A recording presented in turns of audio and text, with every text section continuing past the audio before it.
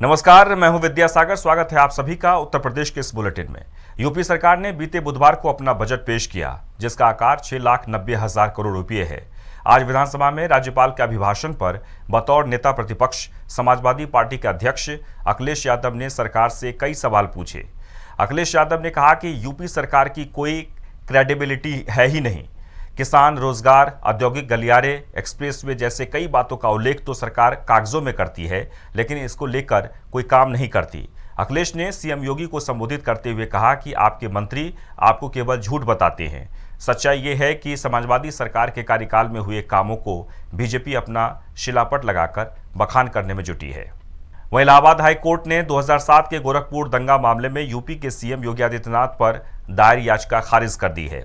साथ ही कोर्ट ने याचिकाकर्ता पर बार बार याचिका दायर करने को लेकर 1 लाख रुपए का जुर्माना भी लगाया है, जबकि इस मामले पर सुप्रीम कोर्ट अपना फैसला सुना चुका है।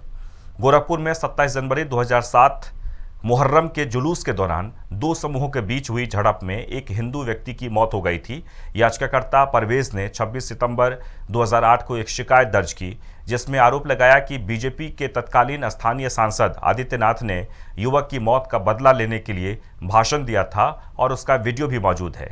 इसके बाद राज्य सरकार ने मुकदमा चलाने की मंजूरी देने से इनकार कर दिया था। वहीं यूपी में गुरुवार को 5 आईएएस व 15 पीसीएस अफसरों के तबादले कर दिए गए हैं।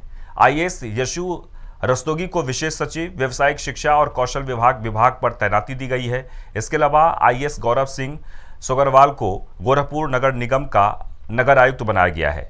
वो अभी महाराजगंज के मुख्य विकास अधिकारी के पद पर तैनात थे। आईएएस आकांक्षा राणा को मुख्य विकास अधिकारी अलीगढ़ नियुक्त किया गया है। वह अभी तक मुख्य विकास अधिकारी हरदोई के पद पर जिम्मेदारियां संभाल रही थी। वहीं समाजवादी पार्टी जाति जनगणना संगोष्ठी अभियान शुरू करेगी। जाति जनगणना संगोष्ठी अभियान समाजवादी पार्टी के पिछड़ा प्रकोष्ठ के प्रदेश अध्यक्ष राज्यपाल कश्यप के नेतृत्व में शुरू होगा। यह अभियान 24 और 25 फरवरी को बनारस में होगा। 26 और 27 फरवरी को सोनभद्र में यह अभियान होगा। वहीं 28 और 1 मार्च को मिर्जापुर में आयोजित होगा। इसके बाद 2 और 3 मार्च को भदोही में और 4-5 मार्च को प्रयागराज में आयोजित किया जाएगा। समाजवादी पार्टी जाति जनगणना संगोष्ठी अभियान उत्तर प्रदेश के 10 अलग अलग जिलों में चलाएगी। समाजवादी पार्टी के राष्ट्रीय अध्यक्ष माननीय श्री अखिलेश यादव जी के निर्देश पर समाजवादी संगोष्ठी अभियान कल वाराणसी से प्रारंभ होगा। कल 24 से लेकर 5 मार्च तक लगातार वाराणसी में, सोनभद्र में, मिर्जापुर में, भदोही में, प्रयागराज में लगातार विधानसभा व ब्लॉक वार संगोष्ठियों का आयोजित की गई हैं और जाति जनगणना के लिए एक जन आंदोलन के रूप में खड़ा करके और बीजेपी सरकार को मजबूर करेंगे कि जाति जनगणना कराए सरकार। और माननीय अखिलेश यादव जी लगातार मांग कर रहे थे, माननीय नेताजी ने लगातार मांग की और डॉक्टर राम मनोहर लोहिया से लेकर सबके नारे थे कि जिसकी जितनी संख्या भारी उसकी उतनी हिस्सेदारी। वहीं बरेली में नवाबगंज के पूर्व विधायक भगवत शरण गंगवार ने एक पुराने मामले में कोर्ट में सरेंडर कर दिया। हालांकि कोर्ट ने भगवत शरण गंगवार को कोर्ट में हाजिर होने के लिए नोटिस जारी किया था, लेकिन वह कोर्ट में हाजिर नहीं हुए, जिसके बाद उन्होंने आज कोर्ट में सरेंडर कर दिया। पूर्व विधायक भगवत शरण गंगवार ने बताया कि साल 2017 में बीजेपी प्रत्याशी के समर्थकों के साथ मारपीट का मामला है, जिसमें दोनों तरफ से एफआईआर दर्ज हुई थी, लेकिन उनकी जमानत को हाईकोर्ट ने खारिज कर दिया था, जिसके लिए कोर्ट में हाजिर होना पड़ रहा है। उन्होंने इस दौरान आरोप लगाया कि सत्ता पक्ष के लोग सब कुछ गलत कर रहे हैं। उनकी चार्जशीट में 307 नहीं थी, उसे भी लगवा दिया गया। मैं अकेला जा रहा था तो मुझे रास्ते में घात लगा के घेर लिया और जब पुलिस आई तो ये सब भाग गए। मैंने जाके हफीजगंज में मुकदमा लिखाया और उसके बाद में सरकार बन गई तो इनने भी मुकदमा लिखा दिया, जिसमें मेरे खिलाफ 307 नहीं चार्जशीट लगी थी। लेकिन बाद में यानी उसी इंस्पेक्टर के पीलीभीत जाने के बाद में केस ट्रांसफर करा के 307 लगवा दी और यह मुकदमा ट्रायल में शुरू हो गया। लेकिन ट्रायल से पहले उन पे जो चार्जशीट लगी थी उसमें और दोनों मुकदमों में कंप्रोमाइज हो गई। हम लोग एपीआर नहीं हुए थे क्योंकि कोर्ट ने तलब नहीं किया था, चार्जशीट उस समय तक आई नहीं थी और बाद में एपीआर होने के लिए आज आए। वैसे कंप्रोमाइज हो चुकी थी, इसलिए हाई कोर्ट गए, हाई कोर्ट से जमानत खारिज होगी, इसलिए आ जाना पड़ा है। मेरा वहीं सोनभद्र के जिलाधिकारी चंद्र विजय सिंह ने सामुदायिक स्वास्थ्य केंद्र चौपन का औचक निरीक्षण किया है। निरीक्षण के दौरान जिलाधिकारी ने मौके पर मरीजों से बात की और उनको दी जा रही स्वास्थ्य सुविधाओं के बारे में जाना। जिलाधिकारी ने बारी बारी से सभी कक्षों का जायजा लिया और दूर दराज से आकर भर्ती मरीजों को दिए जा रहे इलाज और दवा की जानकारी डॉक्टरों से ली, जिसका जवाब डॉक्टर नहीं दे पाए, जिस पर जिलाधिकारी ने नाराजगी जाहिर करते हुए काम में सुधार लाने के निर्देश दिए हैं। और यहाँ रुकेंगे छोटे से ब्रेक के लिए। ब्रेक के बाद तुरंत लौटते हैं।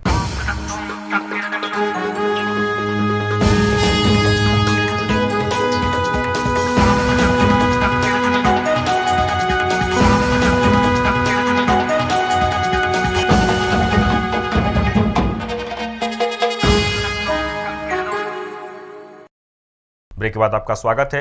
वहीं पीलीभीत जनपद में अज्ञात वाहन की टक्कर से बाइक पर सवार 3 दोस्तों की मौके पर ही मौत हो गई है। घटना के बाद परिवार में कोहराम मच गया है। घटना की जानकारी बिसलपुर कोतवाली पुलिस को दी गई। पुलिस ने तीनों शवों को कब्जे में लेकर जिला मुख्यालय में पोस्टमार्टम के लिए भेज दिया है। फिलहाल पुलिस ने अज्ञात वाहन की तलाश शुरू कर दी है। देखिए, थाना क्षेत्र बिसलपुर में कल रात्रि की घटना है, जिसमें कि एक मोटरसाइकिल पे 3 युवक जा रहे थे।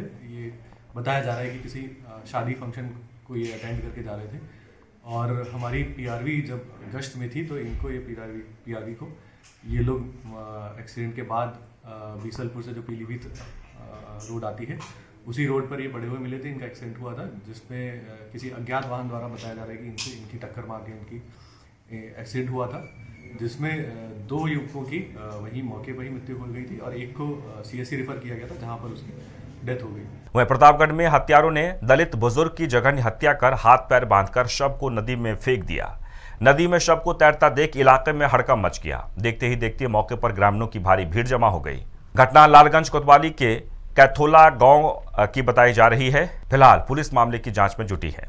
आज एक वृद्ध व्यक्ति का शव प्राप्त हुआ, जिसपे स्थानीय पुलिस बल मौके पर गया।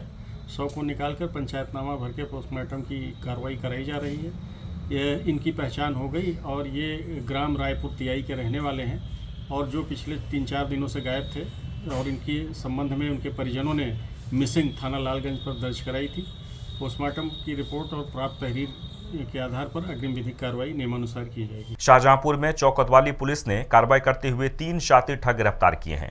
गिरोह में 2 महिलाएं भी शामिल हैं। ठग नकली चांदी को असली बताकर ठगी किया करते थे।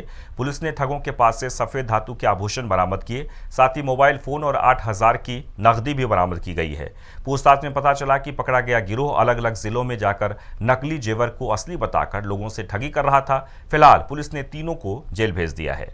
कोतवाली क्षेत्र के सराफा बाजार में एक पुरुष 2 महिलाएं महेंद्र ज्वेलर्स की दुकान पर गईं और उन्होंने नकली चांदी के कुछ जेवर बेचने का प्रयास किया।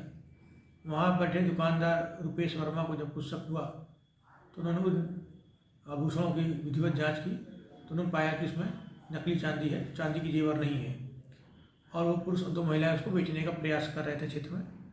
उन्होंने इस संबंध में थाना कोतवाली को तहरीर दी।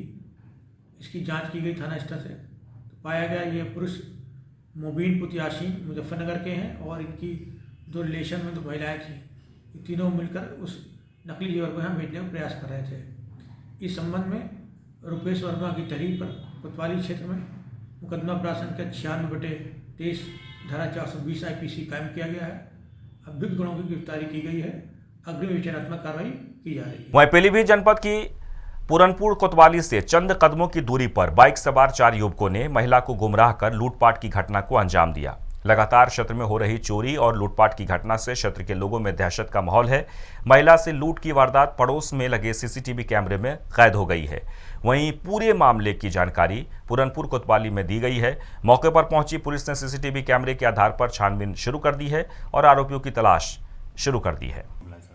देखिए, ये थाना पूरनपुर की घटना है, जिसमें एक महिला जो कि वहीं CSC पूरनपुर में संविदा कर्मी के पद पर काम करती है, उसके द्वारा आज ये आकर सूचना दी गई कि वो जब CSC जा रही थी तो उसके साथ कुछ 2-3 अज्ञात लोगों ने बहला फुसलाकर उससे उसके पति की बीमारी को सही करने का झांसा देकर और कुछ देवी जी के दर्शन को लेकर उसको जो उसने जेवरात पहने हुए थे, जिसमें उसने बताया कि एक कुंडल, एक मंगलसूत्र और एक उसका मोबाइल, वो उतार लिए और उसको बेवकूफ़ बनाकर ये तो लेके चंपत हो गए, जिसमें उसकी दी गई सूचना पर अभी अभियोग पंजीकृत किया जा रहा है। और फिलहाल इस बुलेटिन में इतना ही, लेकिन आप बने रहें TNP न्यूज़ के साथ। नमस्कार।